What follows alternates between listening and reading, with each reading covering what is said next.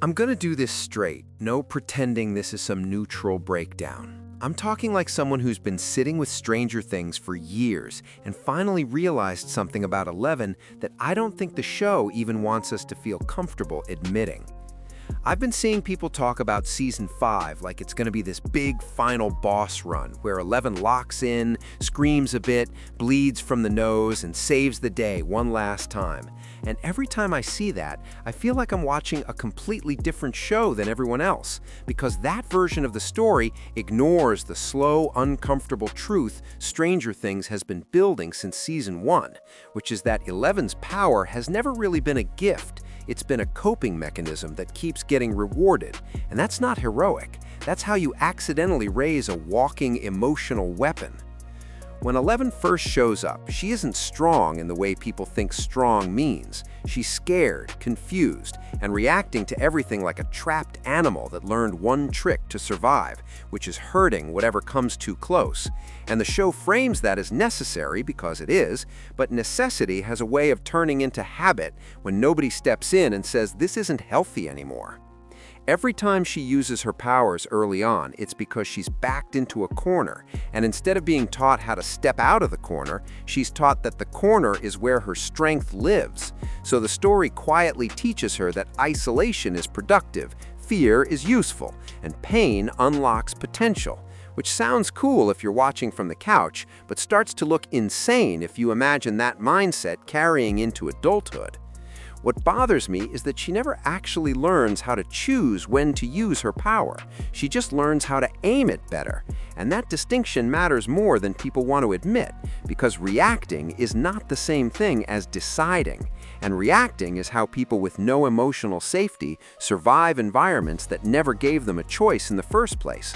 11 doesn't wake up and say, "This is what I believe, this is the line I won't cross." She waits until something bad happens and then explodes in response, and the show keeps applauding that explosion as growth, even when it's clearly just escalation. People love to say that love makes her stronger, but that's not really what's happening if you actually watch closely, because love doesn't increase her power, it limits it. It slows her down. It makes her hesitate. It reminds her she's part of something that exists outside her own head. And the moment that connection weakens, her abilities spike again, which means the emotional support system everyone praises isn't the engine, it's the leash. Hopper isn't her anchor because he empowers her, he's her anchor because without him she drifts into pure reaction mode. And reaction mode is where the show quietly admits she's most dangerous.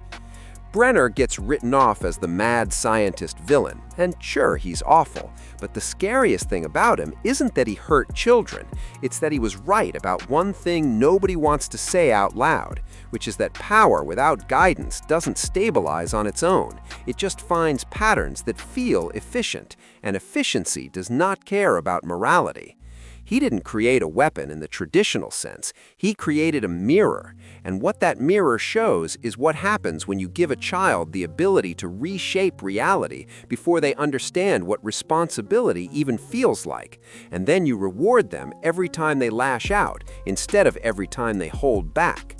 This is where Vecna stops being just the villain and starts being an uncomfortable comparison point, because the show wants us to see him as the opposite of 11, but structurally he's not. He's the end point she keeps narrowly avoiding. He's what happens when someone with the same kind of power decides that connection is weakness instead of restraint. And the terrifying part is that his logic isn't random, it's internally consistent. He looks at pain, trauma, regret, and sees inefficiency, sees wasted motion, sees people stuck in loops they refuse to break, and instead of helping them out of those loops, he deletes them, because deletion feels cleaner than healing if you've already decided healing is pointless. The Upside Down itself reinforces this reading in a way that's honestly kind of brilliant, because it isn't chaotic in the way evil dimensions usually are.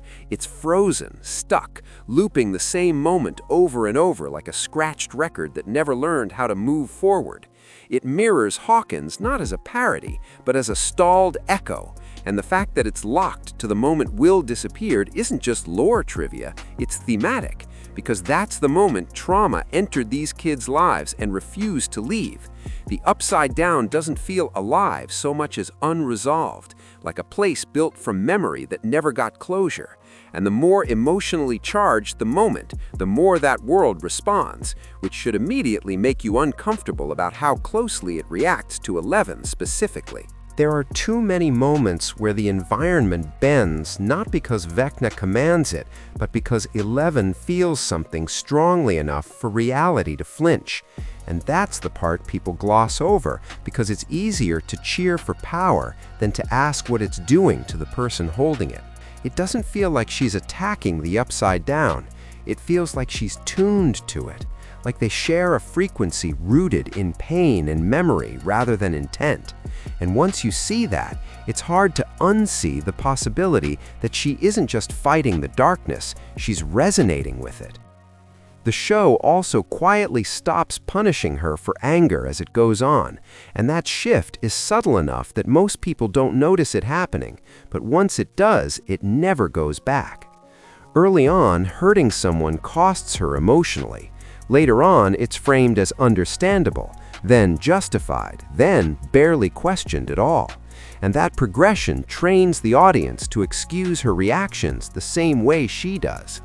You start thinking of her outbursts as earned rather than concerning, which is wild when you remember that this is a character whose emotional development was interrupted so hard she never really learned what normal boundaries feel like.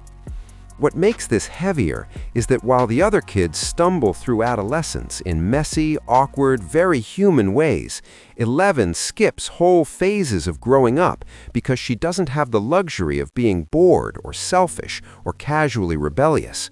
Her mistakes have consequences that ripple outward, so she learns early that every feeling needs to be controlled or suppressed unless it's useful. And that kind of pressure doesn't mature someone, it exhausts them. Season 5 feels less like it's setting up a final battle and more like it's inching toward a question the show has been avoiding, which is what happens when the hero stops needing approval. 11 used to look to others before acting, even if she ignored them. Now she just moves, and that confidence reads as growth until you realize it's also detachment. Needing validation can be limiting, but not needing it at all can turn into certainty, and certainty is where empathy usually starts slipping.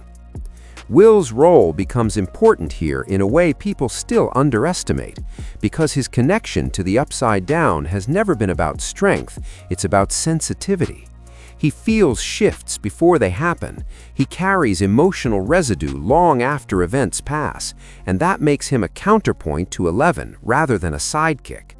Where her power flares outward, his lingers, absorbs, remembers, and that difference matters if the story is actually about healing versus control, instead of just winning. If Season 5 is honest with itself, the conflict won't be resolved by overpowering Vecna or sealing a gate with a bigger blast than last time, because that's just repetition, and repetition is literally the enemy in this narrative. The real tension is whether 11 can learn to exist without needing catastrophe to define her usefulness, whether she can choose restraint without feeling like she's betraying the part of herself that survived unimaginable abuse by becoming unstoppable.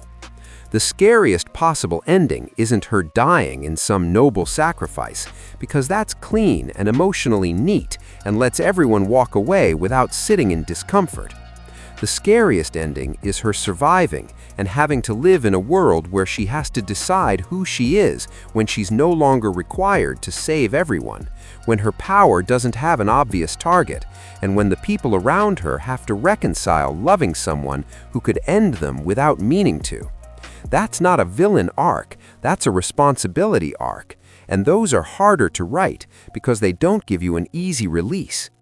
Stranger Things has always pretended it's about monsters and nostalgia and bikes and synths, but underneath all of that, it's been asking a much uglier question about trauma, which is whether surviving something terrible automatically makes you good, or whether it just makes you effective.